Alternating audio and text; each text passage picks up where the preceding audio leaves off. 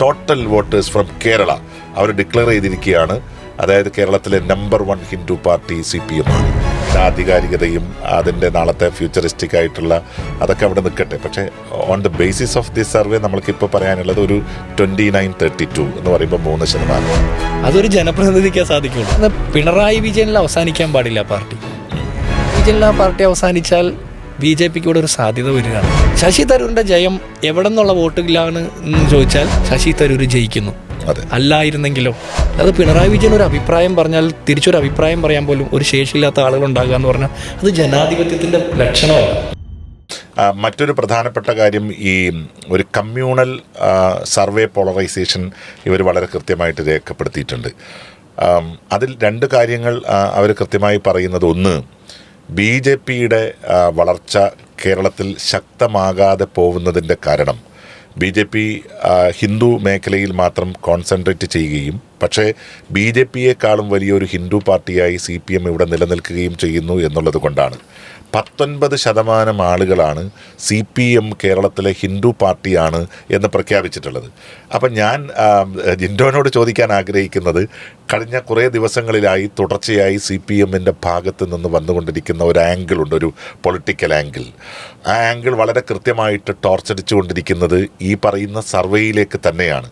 അത് സജി ചെറിയാനായാലും AK ബാലനായാലും അതല്ലെങ്കിൽ പിണറായി വിജയൻ പറയിപ്പിക്കാൻ ശ്രമിക്കുന്ന സാമൂഹ്യ പ്രതിബദ്ധതയുണ്ട് എന്ന് വിചാരിക്കുന്ന നേതാക്കളായാലും അവരിൽ നിന്നെല്ലാം വന്നുകൊണ്ടിരിക്കുന്നത് ഒന്നാണ്. ഇത്രയും കാലം ആരോപിക്കപ്പെട്ടിരിക്കുന്ന CJP, അതുപോലെ തന്നെ 19% ആളുകൾ CPM ഒരു ഹിന്ദു പാർട്ടിയാണെന്ന്. ഒരിക്കലും CPMനെ അങ്ങനെ അടയാളപ്പെടുത്താൻ കേരളത്തിൽ ആരെങ്കിലും മുതിരുമെന്ന് ഒരു കാലത്തും ചിന്തിക്കാത്ത ഒരാളാണ്. പക്ഷേ എന്നെ ഞെട്ടിച്ചുകൊണ്ട് സർവേയിൽ പറയുന്നു 19% of the total voters from Kerala അവർ ഡിക്ലെയർ ചെയ്തിരിക്കുകയാണ്. അതായത് കേരളത്തിലെ നമ്പർ 1 ഹിന്ദു പാർട്ടി CPM ആണ്. 19% ആളുകൾ, ഈ സർവേ പങ്കെടുത്ത ആളുകൾ CPM ഒരു ഹിന്ദു പാർട്ടിയാണെന്ന് അഭിപ്രായം രേഖപ്പെടുത്തിയിട്ടുണ്ടെങ്കിൽ CPMന് നാണം വേണമെന്ന് എൻ്റെ അഭിപ്രായം. വിജയരാഘവനെയും AK ബാലനെയും സജി ചെറിയാനെയൊക്കെ ചങ്ങല അഴിച്ചു വിട്ടതിൻ്റെ ഭാഗമാണിത്. CPM എല്ലാ കാലത്തും മതേതര പാർട്ടി എന്നാണ് അവർ അവകാശപ്പെടാറ്. അവർ കാലാകാലങ്ങളിൽ മതവർഗീയ ധ്രുവീകരണത്തിലൂടെ അധികാരത്തിൽ വരാൻ ശ്രമിച്ചിട്ടുണ്ടെങ്കിലും അവരെന്നും അവകാശപ്പെടാറ് അങ്ങനെയാണ്. മധുരയിൽ പോയി CPMൻ്റെ അഖിലേന്ത്യാ സമ്മേളനത്തോടനുബന്ധിച്ച് പിണറായി ഉൾപ്പെടെയുള്ള ഒരു കഫിയ ധരിച്ചിട്ട് വലിയ പ്രഖ്യാപനം നടത്തി.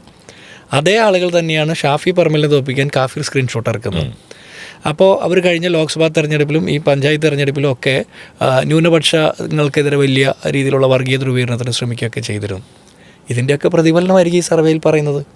CPM പോലെ ഒരു പാർട്ടിയെ ഹിന്ദു പാർട്ടി എന്ന് അഡ്രസ്സ് ചെയ്യാൻ 19% ആളുകൾ, അത് ഇന്ത്യയിലെ ഏറ്റവും വിദ്യാഭ്യാസമുണ്ട്, നിലവാരമുണ്ടെന്ന് പറയുന്ന സംസ്ഥാനത്ത്, വിദ്യാസമ്പന്നരുണ്ടെന്ന് അവകാശപ്പെടുന്ന സംസ്ഥാനത്ത്, വിദ്യാഭ്യാസ രംഗത്തും ആരോഗ്യ രംഗത്തും 1ാം സ്ഥാനത്താണെന്ന് പിണറായി വിജയൻ സർക്കാർ അവകാശപ്പെടുന്ന സ്ഥലത്താണ് വിദ്യാസമ്പന്നരായിട്ടുള്ള ഈ വോട്ടർമാർ 19% അവരെ ഹിന്ദു പാർട്ടിയാണെന്ന് പറയുന്നത്. അത് അവരുടെ കുറവാണ്. അതെ, അതുപോലെ തന്നെ ഇപ്പോൾ പൊതുവെ കോൺഗ്രസ് ലീഡേഴ്സ് പോലും പലപ്പോഴും സംസാരിക്കുന്ന സമയത്ത് പറയാറുണ്ട്, കമ്മ്യൂണിസ്റ്റ് പാർട്ടി തകരാൻ പാടില്ല, CPM തകരാൻ പാടില്ല എന്നുള്ളത് ഞങ്ങളുടെ ഒരു ആഗ്രഹമാണെന്ന്. പക്ഷേ ഈ അടുത്ത കാലത്ത് ഇപ്പോൾ തുടർച്ചയായി കേട്ടുകൊണ്ടിരിക്കുന്ന ഒരു ശൈലി മാറ്റം, അത് കോൺഗ്രസിനകത്ത് ഈ കമ്മ്യൂണിസ്റ്റ് പ്രത്യയശാസ്ത്രം പേറുന്നു എന്ന് പറയുന്ന പാർട്ടികളോടുണ്ടാക്കിയിരിക്കുന്ന മാറ്റം എന്താണ്? അല്ല, ഞാൻ മനസ്സിലാക്കുന്നത് ബാലേട്ട, ഇതിൽ അവരുടെ S രാജേന്ദ്രൻ എന്ന് പറഞ്ഞ മുൻ MLA BJP പോയി. റെജി ലൂക്കോസ് പോകുന്നതിൻ്റെ തലേദിവസം വരെ പിണറായി വിജയനെ പിന്തുണച്ച ആളാണ്. BJP പോയി. പലരും പോകുന്നുണ്ട്. ഇപ്പോൾ കോൺഗ്രസിൽ നിന്ന് പലരും പോയിട്ടില്ലേ, വലിയ നേതാക്കന്മാർ പോയിട്ടില്ലേ എന്ന് ചോദിച്ചു. ശരിയാണ്, പോയിട്ടുണ്ട്. പക്ഷേ നമ്മൾ പ്രാദേശികമായിട്ട് മനസ്സിലാക്കിയാൽ BJPയുടെ സാധാരണക്കാരായിട്ടുള്ള പ്രവർത്തകരിൽ മഹാഭൂരിപക്ഷവും ഒരു കാലത്ത് CPMകാരായിരുന്നു.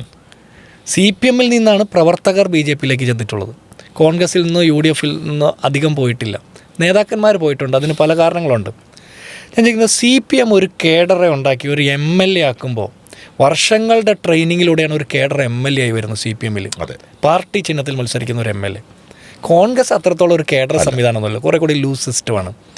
കോൺഗ്രസിൽ നിന്ന് ഒരാൾ പോകുന്നു എന്ന് പറഞ്ഞാൽ അത് ഐഡിയോളജിക്കലി അത്ര ഡെപ്ത് ഇല്ലാത്തതുകൊണ്ടും പല കാരണങ്ങൾ കൊണ്ടും ഭാഗ്യാന്വേഷികളൊക്കെ ആയിട്ട് പോകുന്നുണ്ടാവും. CPMൻ്റെ MLA ആയിരുന്ന ഒരാൾ പോകുന്നതിൻ്റെ മറുപടി അവർ പറയണം. അത് നമ്മളിപ്പോൾ പല നേതാക്കന്മാർ പറയില്ലേ CPM തകരാൻ പാടില്ല എന്നൊക്കെ പറയുന്നത്, അതൊരു വലിയൊരു റൊമാൻറ്റിക്കായിട്ടൊന്നും പറയുന്നതല്ല. CPM-നെ പോലെ ഉള്ളൊരു പാർട്ടി കേരളത്തിൽ ഇല്ലെങ്കിൽ ഇപ്പോൾ നേരത്തെ പറഞ്ഞ 19% ആളുകൾ ഹിന്ദു പാർട്ടിയാണെന്ന് വിശ്വസിക്കുന്ന സ്ഥലത്ത് CPM ഇല്ലാതാക്കപ്പെട്ടാൽ അവിടെ BJP റീപ്ലേസ് ചെയ്യപ്പെടും. അതിൻ്റെ സാഹചര്യങ്ങളാണ് ഇപ്പോൾ കണ്ടുകൊണ്ടിരിക്കുന്നത്. പക്ഷെ അത് CPM-ന് മനസ്സിലാകുന്നില്ല. ഇപ്പോൾ അവിടെ തർക്കം അവരിൽ ആരാണ് ഏറ്റവും നന്നായിട്ട് ഭൂരിപക്ഷ വർഗീയത പറയുന്നത് എന്നുള്ളതാണ്. CPM-ഉം BJP-യും തമ്മിൽ ആ ഒരു തർക്കമേ ഉള്ളൂ. അപ്പോൾ ഇത് കേരളത്തിൻ്റെ പൊതുസമൂഹത്തിന് കൊടുക്കുന്ന ഒരു മെസ്സേജ് ദീർഘകാലാടിസ്ഥാനത്തിൽ CPM-നെ മതനിരപേക്ഷ മതേതര ചേരിക്ക് വിശ്വസിക്കാൻ പറ്റില്ല എന്നുള്ളതാണ്. അത് അപകടകരമാണ്. ഞാൻ പറയുന്നത് പിണറായി വിജയനിൽ അവസാനിക്കാൻ പാടില്ല പാർട്ടി.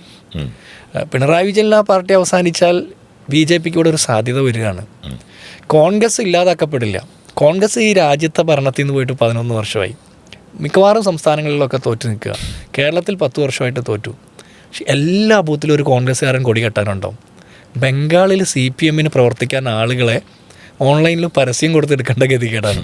പക്ഷെ ബംഗാളിൽ ഇപ്പോഴും കോൺഗ്രസ് ഉണ്ട്. CPM 34 കൊല്ലം തല്ലിക്കൊന്നൊക്കെ ഭരിച്ചു.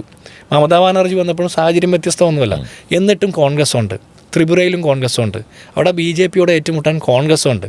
CPM അധികാരത്തിൽ നിന്ന് ഇല്ലാതാക്കപ്പെടുമ്പോൾ അപ്പാടെ BJP ആയിട്ട് മാറുക. ആപ്പീസ് ഉൾപ്പെടെ BJP ആയി മാറുക. കേരളത്തിൽ അത് സംഭവിക്കാൻ പാടില്ല എന്നുള്ളത് നമ്മുടെ ആവശ്യം കൂടിയാണ്. കാരണം കേരളത്തിലൊരു പ്രതിപക്ഷത്തിരിക്കേണ്ടത് CPM-ഓ അല്ലെങ്കിൽ ഒരു ലെഫ്റ്റ് പാർട്ടി കമ്മ്യൂണിസ്റ്റ് പാർട്ടികളാണ് ഇരിക്കേണ്ടത്. കോൺഗ്രസ് അധികാരത്തിലിരിക്കുമ്പോൾ BJP അല്ല വരേണ്ടതെന്നുള്ളത് നമ്മുടെ രാഷ്ട്രീയ ബോധ്യമാണ്. ഈ രാഷ്ട്രീയ ബോധ്യം CPM-നില്ല. അതുകൊണ്ടാണ് ഇവർ ഇപ്പോഴും ജമാഅത്ത് ഇസ്ലാമിയെ അന്വേഷിച്ച് നടക്കുന്നതും. അതായത് വിദൂര സാധ്യത പോലും ഇല്ലാത്ത ഒരു സാങ്കല്പിക ശത്രുവിനെ കണ്ടുകൊണ്ടാണ് ഇവർ യുദ്ധം തുടങ്ങുന്നത്. ജമാഅത്ത് ഇസ്ലാമി ഒരു അത്ര വലിയൊരു പൊളിറ്റിക്കൽ ഇൻഫ്ലുവൻസ് ചെയ്യാൻ പറ്റിയൊരു ഫാക്ടറാണെന്ന് ഞാൻ വിചാരിക്കുന്നില്ല. പക്ഷെ ഇവർ പറയുന്നത് അവർ ആഭ്യന്തര വകുപ്പ് ഭരിക്കുന്ന 9.5 കൊല്ലമായിട്ട് ഇവിടെ RSS ആണ് ആഭ്യന്തര വകുപ്പ് ഭരിക്കുന്നത്. അതിനെതിരെ ഉള്ള ധ്രുവീകരണങ്ങളൊക്കെ ഇവിടെ നടക്കുന്നുണ്ട്. അതിന് ആ സാഹചര്യങ്ങളൊക്കെ ഉണ്ട്. അതൊന്നും ഇവർ കാണുന്നില്ല.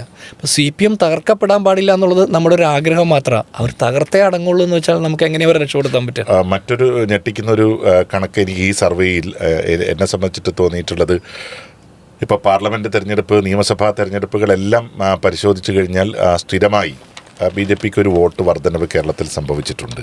പക്ഷേ ആ വോട്ട് വർധനവിൻ്റെ ഒരു റേഷ്യോ എന്ന് പറഞ്ഞത് വളരെ ലിമിറ്റഡ് ആയിരുന്നു. പ്രത്യേകിച്ച് BDJS BJP-യോടൊപ്പം ചേർന്നതിന് ശേഷമാണ് അവർക്കൊരു 4 മുതൽ 7 വരെ % വോട്ടിംഗ് വർദ്ധിച്ചത്. അതല്ലാതെ BJP-ക്കായിട്ട് വർദ്ധിച്ചതല്ല. പക്ഷേ ഈ സർവേയിൽ 19.5%, ഏകദേശം 20% വോട്ട് കേരളത്തിൽ BJP-ക്ക് കിട്ടും എന്ന് പറയുന്നു. അതിൽ തന്നെ ഈ ജനറൽ കാറ്റഗറിയിൽ വലിയൊരു % ആളുകൾ BJP-ക്ക് വോട്ട് രേഖപ്പെടുത്തും എന്ന് ഈ സർവേ പറയുന്നു. ഞാൻ ഈ പറഞ്ഞ ശരിയാണ്. ഈ 19%-ലേക്കൊക്കെ എത്തിയെന്ന് പറഞ്ഞു കഴിഞ്ഞാൽ ലോക്സഭാ തെരഞ്ഞെടുപ്പിൻ്റെ സമയത്തുള്ളൊരു റിസൾട്ടാണ്. BDJS-ൻ്റെ രൂപീകരണത്തിന് ശേഷം അങ്ങനെ നമ്പൂരി മുതൽ നായാടി വരെയുള്ളവരെ സംഘടിപ്പിച്ച് വെള്ളാപ്പള്ളി നേരെ മകൻ്റെ കൂടെ കൊണ്ടുപോയി അത് BJP-ക്ക് കൊണ്ടുപോയി കൊടുത്തതാണ്. അതിനുശേഷമാണ് അവിടെ BJP-ക്ക് അത്രയും വോട്ട് ഷെയർ കൂടുന്നത്. BJP-യുടെ മാത്രം വോട്ടല്ല അത്. BDJS അങ്ങോട്ട് ചെന്നപ്പോൾ അങ്ങനെ കിട്ടിയ വോട്ടാണ്. ഇതിങ്ങനെ ചെയ്ത ഇങ്ങനെ കൊടുത്ത ഈ പോയതിൽ ഭൂരിപക്ഷവും CPM-ൻ്റെ വോട്ടുകളാണ്. പക്ഷേ ഈ കഴിഞ്ഞ പഞ്ചായത്ത് തെരഞ്ഞെടുപ്പിൻ്റെ റിസൾട്ട് നോക്കുമ്പോൾ BJP-യുടെ വോട്ട് ഷെയർ കുറയുക ചെയ്തിട്ടുള്ളത്. LDF-ൻ്റെയും NDA-യുടെയും കുറയും, UDF-ൻ്റെ കൂടുകയാണ് ചെയ്തത്. തെരഞ്ഞെടുപ്പിൻ്റെ ഓരോ സാഹചര്യം അനുസരിച്ച് ചിലപ്പോൾ കൂടുകയും കുറയുകയൊക്കെ ചെയ്യും. പക്ഷേ BDJS-ൻ്റെ വരവോട് കൂടിയാണ് BJP-ക്ക് ഈ ഇത്ര വേഗത്തിലുള്ളൊരു വളർച്ചയുണ്ടായത്.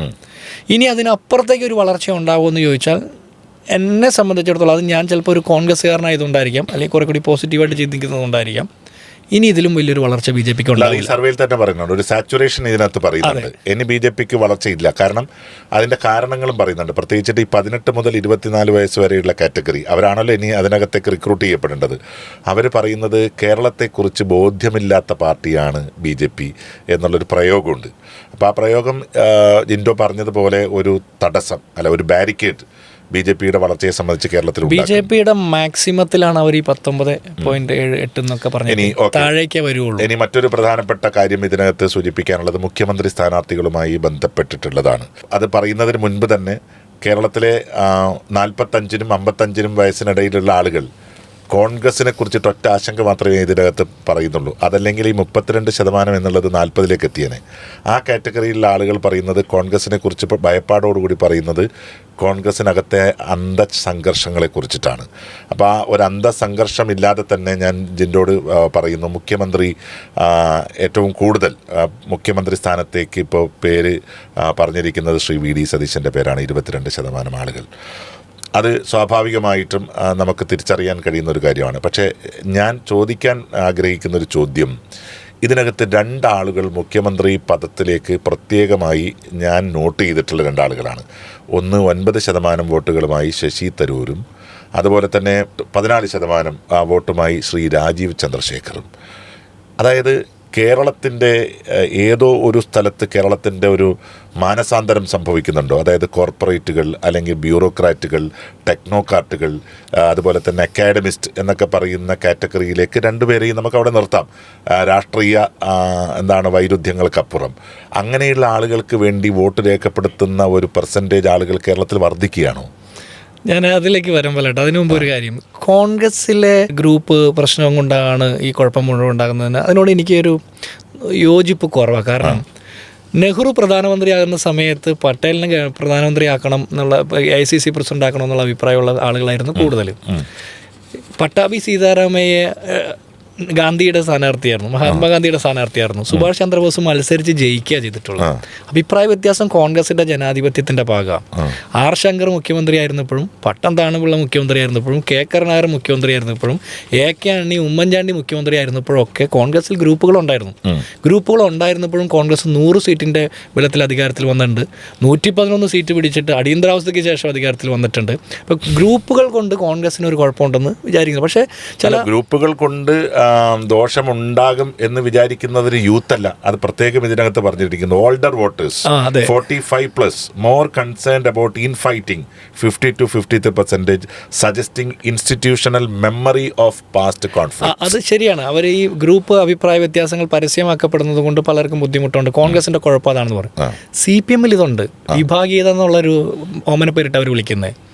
CPM ഏരിയ കമ്മിറ്റി സമ്മേളനം നടക്കുമ്പോൾ അമീറുൽ ഇസ്ലാമിനെ പോലെയും ഗോവിന്ദചാമിയെ പോലെയാണ് ഏരിയ സെക്രട്ടറി ലോക്കൽ സെക്രട്ടറിയും പെരുമാറുന്നതെന്നും പറഞ്ഞിട്ട് പാർട്ടിയുടെ ഏരിയ കമ്മിറ്റി ഓഫീസിലേക്ക് ഈ ഒരു കൊല്ലം മുമ്പാണ് മാർച്ച് നടന്നത്.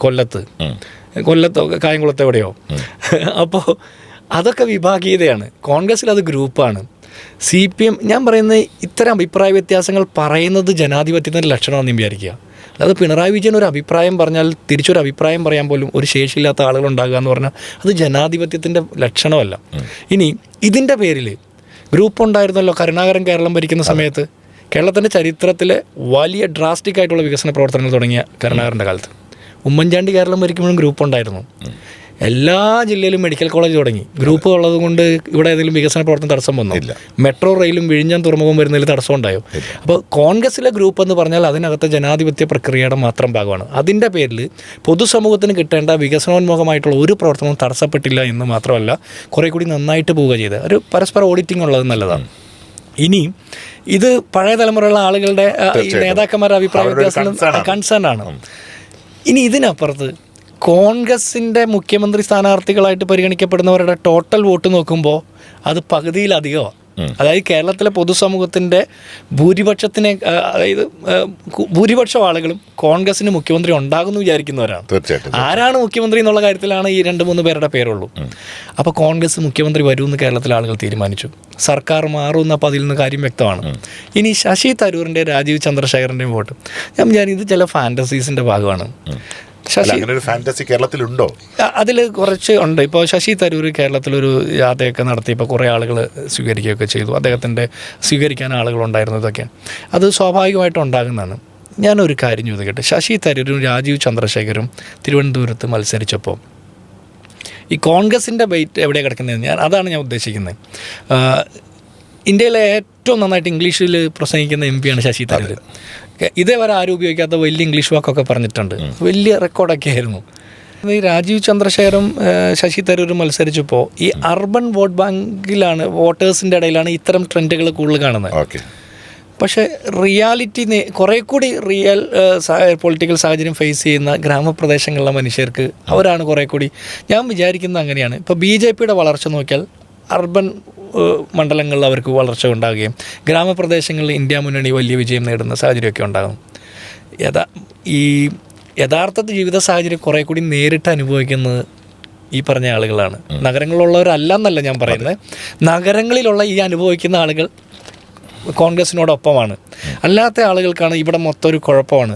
എല്ലാ മുഖ്യധാര രാഷ്ട്രീയ പാർട്ടികളും അഴിമതിക്കാരാണ്, നോട്ടയ്ക്ക് വോട്ട് ചെയ്യണം എന്നൊക്കെ പറയുന്ന ചില ഫാൻറ്റസീസ് പറയുന്ന ആളുകളുണ്ട്. നോട്ടയ്ക്ക് വോട്ട് ചെയ്താൽ നോട്ട വന്നിട്ട് ഇവരുടെ ഒരു ആവശ്യം നടത്തി കൊടുക്കില്ല. അപ്പോൾ ഈ രാജ്യത്തിൻ്റെ കാര്യങ്ങൾ ഭാവി തീരുമാനിക്കാൻ നോട്ടയ്ക്ക് സാധിക്കില്ല. അതൊരു ജനപ്രതിനിധിക്കേ സാധിക്കുള്ളൂ.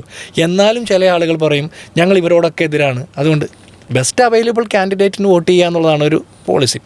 അപ്പോൾ ശശി തരൂരിൻ്റെ ജയം എവിടെ നിന്നുള്ള വോട്ടിലാണ് എന്ന് ചോദിച്ചാൽ മലയാളം നേരെ ചൊവ്വേ പറയാൻ പറ്റാത്ത മത്സ്യത്തൊഴിലാളികളുടെ ഭാഗത്തേക്ക് എത്തുമ്പോൾ ശശി തരൂർ ജയിക്കുന്നു.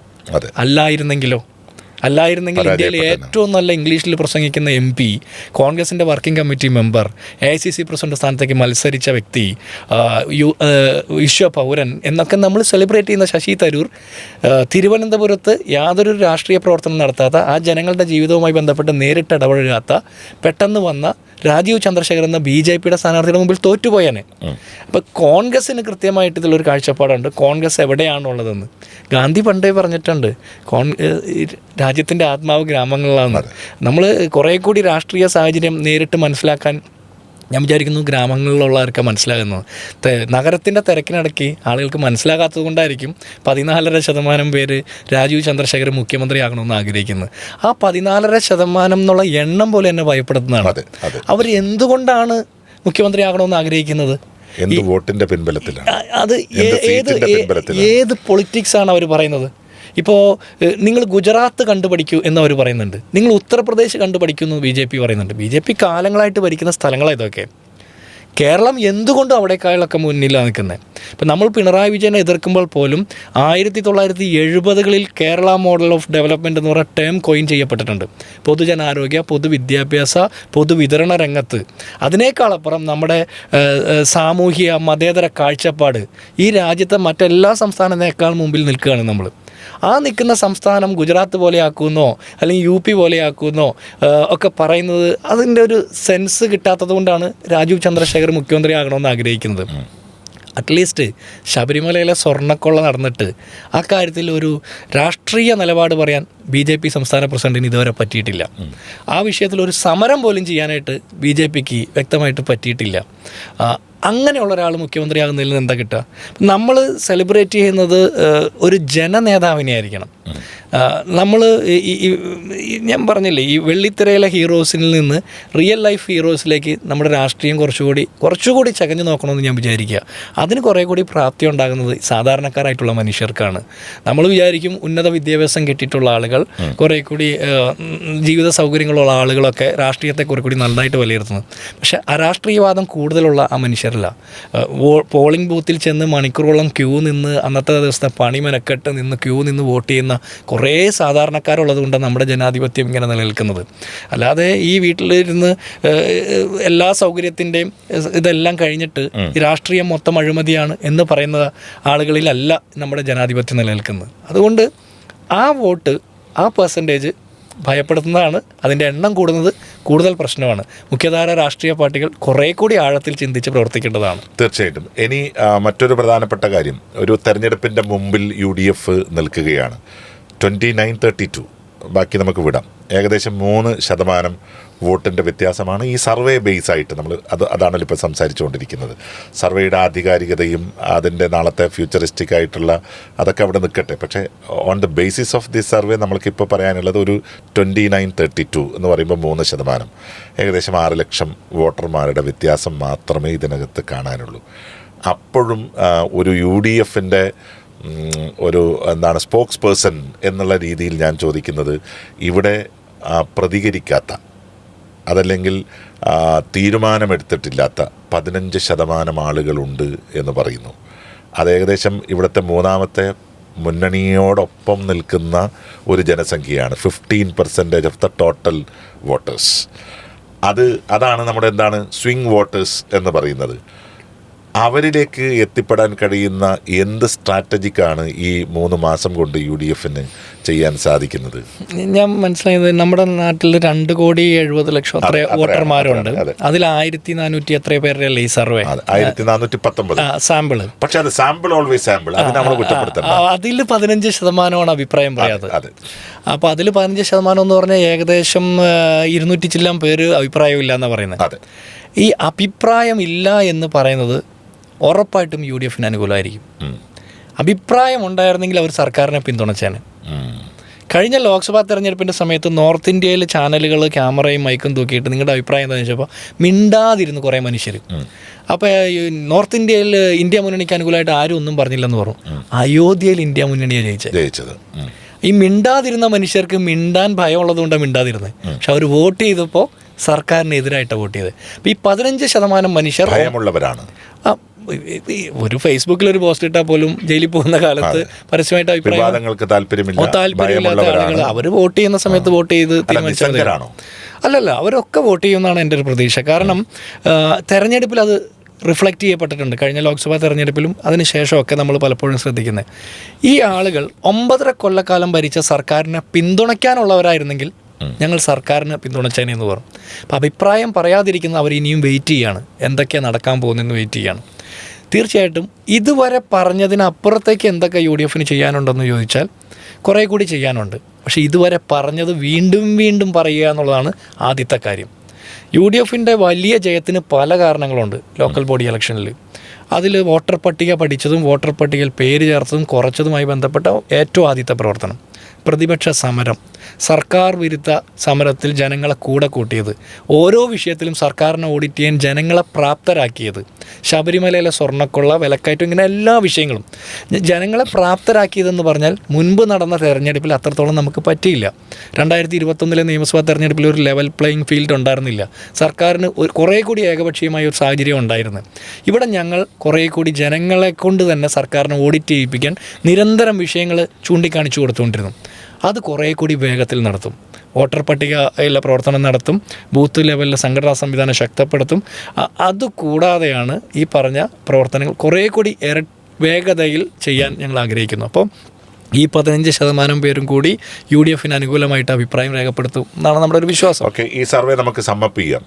ഒരുപക്ഷെ UDF ഒരു ലീഡർഷിപ്പ് ഈ സർവേ പരിഗണിക്കുകയാണെങ്കിൽ ഇതിനകത്ത് വളരെ കൃത്യമായിട്ടുള്ള ചില തീം സെറ്റ് ചെയ്യപ്പെട്ടിട്ടുണ്ട്. നമ്പർ 1, ഇവിടുത്തെ യൂത്ത് UDF-നോടൊപ്പമാണ്. ഇവിടുത്തെ ജനറൽ കാറ്റഗറി UDF-നോടൊപ്പമാണ്. ഇവിടുത്തെ മുസ്ലിം ക്രിസ്ത്യൻ കമ്മ്യൂണിറ്റി ആ വോട്ടുകൾ UDF-നോടൊപ്പമാണ്. SC ST വിഭാഗത്തിൻ്റെ വോട്ട് അതിനകത്ത് UDF അനുകൂലമല്ലാത്ത സ്ഥിതി നമ്മൾ കാണുന്നു. അതുപോലെ തന്നെ കോൺഗ്രസ് വിരുദ്ധത അല്ലെങ്കിൽ UDF വിരുദ്ധത കാണിക്കുന്നവരുടെ എണ്ണം കൂടുതലുള്ളത് 45 വയസ്സിന് മുകളിലാണ്. അതുപോലെ തന്നെ കേരളം ഏറ്റവും കൂടുതൽ ചർച്ച ചെയ്യാൻ ആഗ്രഹിക്കുന്ന 3 വിഷയങ്ങൾ, ഒന്ന് പണപ്പെരുപ്പവും വിലക്കയറ്റവും, രണ്ടാമത്തേത് അഴിമതി, മൂന്നാമത്തേത് തൊഴിലില്ലായ്മ. അപ്പോൾ വളരെ ക്രിസ്റ്റൽ ക്ലിയർ ആയിട്ടുള്ള ഒരു പ്ലാറ്റ്ഫോമിനകത്ത് വിഷയങ്ങൾ UDF കിട്ടിയിരിക്കുന്നു.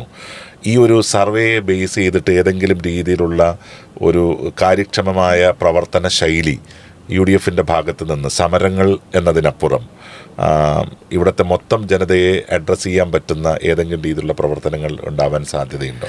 തീർച്ചയായിട്ടും അല്ലേട്ടാ. ഇപ്പം ഞങ്ങൾക്ക് അനുകൂലമായ ഫാക്ടർ മാത്രം എടുത്ത് പെരുപ്പിച്ച് കാണിക്കുക എന്നുള്ളതല്ല, ഞങ്ങൾക്ക് നെഗറ്റീവായിട്ടുള്ള കുറേ കാര്യങ്ങളുണ്ട്. ആ കാര്യങ്ങൾ എന്താണെന്ന് കൂടി കുറേ കൂടി ആഴത്തിൽ വിശകലനം ചെയ്ത് പഠിച്ച് ഇപ്പോൾ SC ST വിഭാഗങ്ങളിൽപ്പെട്ട ആളുകൾ പ്രോ LDF ആയിട്ട് അഭിപ്രായം പറഞ്ഞു എന്ന് പറഞ്ഞാൽ അതെന്തുകൊണ്ടാണ് ഇപ്പോഴും സംഭവിക്കുന്നതെന്ന് ഞങ്ങൾ കുറേ കൂടി ആഴത്തിൽ പഠിച്ച് കറക്റ്റ് ചെയ്യും എന്നുള്ളത് അതിലൊരു കുറേ കാര്യമുണ്ട്. ഇനി അഴിമതിയും തൊഴിലില്ലായ്മയും വിലക്കയറ്റവും, ഈ 3 പ്രശ്നങ്ങളും UDF ഇക്കാലം അത്രയും പറഞ്ഞ സമര വിഷയങ്ങൾ തന്നെയായിരുന്നു. അത് കൃത്യമായിട്ട് റിഫ്ലക്റ്റ് ചെയ്യപ്പെട്ടുള്ളത് ഞങ്ങളുടെ ഒരു സന്തോഷമാണ്. ഇനി എന്താണ് ബദൽ സമരമല്ലാതെ എന്ന് ഇപ്പോൾ ഹെൽത്ത് കോൺക്ലേവ് നടത്തി UDF നേതൃത്വത്തിൽ.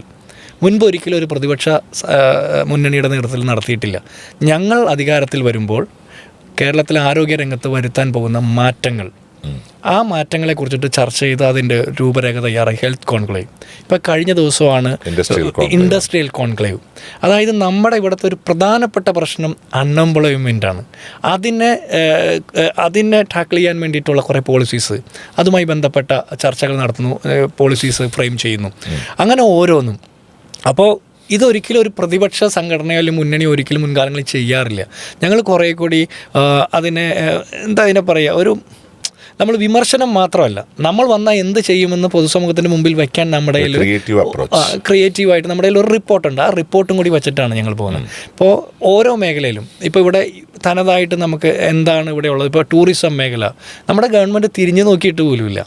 മരുമോന് ഒരു മന്ത്രിസ്ഥാനം കൊടുത്തതല്ലാതെ ആ മേഖലയിൽ മാറ്റങ്ങൾ വരുത്താൻ പ്രത്യേകിച്ച് ഒന്നും നോക്കിയില്ല. ഏറ്റവും നല്ല ഉദാഹരണം 4 ഫ്ലോട്ടിംഗ് ബ്രിഡ്ജുകൾ ഇവർ ആവിഷ്കരിച്ച് നടപ്പാക്കിയതാണ്. അത് പൊട്ടിപ്പൊളിഞ്ഞ് തകർന്ന് കയറിയിരിപ്പുണ്ട്. അത് ടൂറിസം മേഖലയിലെ മുഹമ്മദ് റിയാസിൻ്റെ പ്രവർത്തനത്തിൻ്റെ ഒരു ഉദാഹരണമായിട്ട് എടുത്തു വയ്ക്കാം. ദൃഷ്ടാന്തമാണ്. അപ്പോൾ എങ്ങനെയാണ് ആ വകുപ്പെന്ന് നമുക്ക് മനസ്സിലാക്കാൻ ആ ഫ്ലോട്ടിംഗ് ബ്രിഡ്ജിൻ്റെ നിലവിലെ അവസ്ഥ നോക്കിയാൽ മതി. അങ്ങനെ ഓരോന്നും. അപ്പോൾ ഏതെങ്കിലും ഒരു വകുപ്പിനെ മാത്രം ഒറ്റപ്പെട്ട നിലയിൽ മാറ്റി നമുക്ക് കേരളത്തെ മാറ്റി കൈപിടിച്ച് കയറ്റാൻ പറ്റില്ല. എല്ലാം കൂടി സമഗ്രമായിട്ടുള്ളൊരു കാഴ്ചപ്പാട് വേണം. അപ്പോൾ അതിനുള്ള പ്രോജക്റ്റുകളായിട്ട് മുന്നോട്ട് ഈ കോൺക്ലേവുകളെ കുറിച്ചിട്ടൊക്കെ പറഞ്ഞു. ഈ കോൺക്ലേവിൽ നിന്ന് ഉരുത്തിരിയുന്നതിൻ്റെ അൾട്ടിമേറ്റ് റിസൾട്ട് എന്താണ്? അത് നമ്മൾ പിന്നീടത് അതിൽ നിന്ന് വളരെ കൃത്യമായിട്ടുള്ള ഒരു രൂപരേഖ തയ്യാറാക്കുന്നുണ്ടോ? അതായത് ചുരുക്കി പറഞ്ഞ, ഇപ്പോൾ കഴിഞ്ഞ ദിവസം ശ്രീ രാഹുൽ ഗാന്ധിയുടെ മഹാപഞ്ചായത്ത് നടന്നപ്പോൾ ഒരു മാധ്യമപ്രവർത്തകൻ എന്നോട് സൂചിപ്പിച്ചതാണ്, നാളത്തെ പത്രങ്ങളിലെ ഏറ്റവും പ്രധാനപ്പെട്ട തലക്കെട്ട് കോൺഗ്രസ് നഷ്ടപ്പെടുത്തി എന്ന്. അപ്പോൾ ഞാൻ ചോദിച്ചു എന്താണെന്ന്. അപ്പോൾ പറഞ്ഞു, വെറും 3 മാസം മാത്രം ആണ് നിയമസഭാ തെരഞ്ഞെടുപ്പിന് മുമ്പ് ബാക്കിയുള്ളത്. ബീഹാറിലായാലും ഒറീസയിലായാലും പശ്ചിമ ബംഗാളിലായാലും കർണാടകയിലായാലും ഈ തെരഞ്ഞെടുപ്പിന് മുന്നോടിയായിട്ട് പ്രധാനപ്പെട്ട രാഷ്ട്രീയ പാർട്ടികൾ അവരുടെ മാനിഫെസ്റ്റോയിലെ ഏറ്റവും ജനകീയമായിട്ടുള്ള 1-2 കാര്യങ്ങൾ പ്രഖ്യാപിക്കും. രാഹുൽ ഗാന്ധിയിൽ നിന്ന് ഈ മഹാപഞ്ചായത്തിൽ അങ്ങനെ ഒരു പ്രഖ്യാപനം നമ്മൾ പ്രതീക്ഷിച്ചതാണ്. അപ്പം ഞാൻ ചോദിക്കുന്നത്, നമ്മൾ മാനിഫെസ്റ്റോ എന്ന് പറയുന്നത് എല്ലാവരും എഴുതി തയ്യാറാക്കുന്ന ഒരു ഡോക്യുമെൻ്റാണ്. പക്ഷേ ജനങ്ങളുടെ ഹൃദയത്തിൽ നിന്ന് അല്ലെങ്കിൽ ജനങ്ങളുടെ മസ്തിഷ്കത്തിൽ നിന്ന് പുറത്തു വരാനിടയുള്ള കേരളത്തിൻ്റെ യഥാർത്ഥ മാനിഫെസ്റ്റോ പ്രിപ്പറേഷന് വേണ്ടിയിട്ടുള്ള ഒരു യാത്ര UDF-നകത്ത് നടക്കുന്നുണ്ടോ? നമ്മളിപ്പോൾ തന്നെ തുടങ്ങിക്കഴിഞ്ഞല്ലോ. ഒത്തിരി അതുമായി ബന്ധപ്പെട്ട പ്രവർത്തനങ്ങളുമായിട്ട് മുന്നോട്ട് പോവുകയാണ്. നമ്മൾ നടപ്പാക്കാൻ സാധ്യതയില്ലാത്ത, ആത്മാർത്ഥതയില്ലാത്ത, വ്യാജമായ, പൊള്ളയായ കുറേ ഫ്രീ ബീസ് പ്രഖ്യാപനത്തിലല്ല UDF വിശ്വസിക്കുന്നത്. പ്രതിപക്ഷ നേതാവൊക്കെ കൃത്യമായിട്ട് അത് പറഞ്ഞിട്ടുണ്ട്. അതിനപ്പുറത്ത് നമ്മുടെ സാഹചര്യങ്ങൾക്കനുസരിച്ച് നമ്മുടെ സമൂഹത്തിന് ആവശ്യമുള്ള കുറേ പ്രോജക്റ്റുകൾ പ്ലാൻ ചെയ്ത് നടപ്പാക്കും. അതിനുള്ള മാനിഫെസ്റ്റോ തയ്യാറാക്കലിൻ്റെ പണികളൊക്കെ നടക്കുന്നുണ്ട്. അത് കൃത്യമായിട്ട് പറയും. അത് രാഹുൽ ഗാന്ധി ഈ മഹാപഞ്ചായത്തിൻ്റെ ലക്ഷ്യം അത് പ്രഖ്യാപിക്കലായിരുന്നില്ല. തദ്ദേശ തെരഞ്ഞെടുപ്പിൽ ജയിച്ചവരും മത്സരിച്ചവരുമായിട്ടുള്ള മുഴുവൻ ആളുകളെയും വിളിച്ചു വരുത്തി അവർക്കൊരു അപ്രിസിയേഷൻ കൊടുക്കുക എന്നുള്ളത് തന്നെയായിരുന്നു. അപ്പോൾ അതുകൊണ്ടാണ് മാനിഫെസ്റ്റോ ഒന്നും പ്രഖ്യാപിക്കാറുന്നത്. അതിൻ്റെ അർത്ഥം നമ്മൾ പ്രഖ്യാപിക്കില്ല എന്നല്ല. പക്ഷേ കോൺഗ്രസിന് UDF-ന് കൃത്യമായ കാഴ്ചപ്പാടുണ്ട്. അതിൻ്റെ പണികളെല്ലാം നടക്കുന്നുണ്ട്. ഞാൻ പറഞ്ഞില്ലേ, ഈ 2500 രൂപ പെൻഷൻ കൊടുക്കുമെന്ന് പ്രഖ്യാപിച്ച സർക്കാരിന് ഈ കാലം അത്രയും അത് കൊടുക്കാൻ പറ്റാത്തത് അവർ പ്രഖ്യാപിക്കാൻ മാത്രമേ അത് ആഗ്രഹിച്ചുള്ളൂ, നടപ്പാക്കാൻ ആഗ്രഹിച്ചില്ല. അങ്ങനെ ഓരോന്നും. റബ്ബറിൻ്റെ താങ്ങുവിലയുണ്ടായിരുന്നു, വനം വന്യജീവി പ്രശ്നത്തെ അഡ്രസ്സ് ചെയ്യുമെന്ന് പറഞ്ഞു. ലോക സമാധാനത്തിന് വേണ്ടി 2 കോടി രൂപ മാറ്റിവെച്ച ലോകത്തിലെ ആദ്യത്തെ സർക്കാരായിരിക്കും പിണറായി വിജയൻ്റെ സർക്കാർ. അത് വെച്ചതിന് ശേഷം കേരളത്തിൽ ഒരാൾക്കും മനസ്സമാധാനം ഉണ്ടായിട്ടില്ല. അപ്പോൾ അത്തരം പൊള്ളയായ വാഗ്ദാനങ്ങൾക്കപ്പുറം കുറേ കൂടി യാഥാർത്ഥ്യ ബോധത്തോടുള്ള കാഴ്ചപ്പാടുകളാണ് ഞങ്ങൾ മാനിഫെസ്റ്റോയിലൂടെ പ്രഖ്യാപിക്കാൻ ആഗ്രഹിക്കുന്നത്. അതിൻ്റെ പണികളെല്ലാം നടന്നുകൊണ്ടിരിക്കുകയാണ്.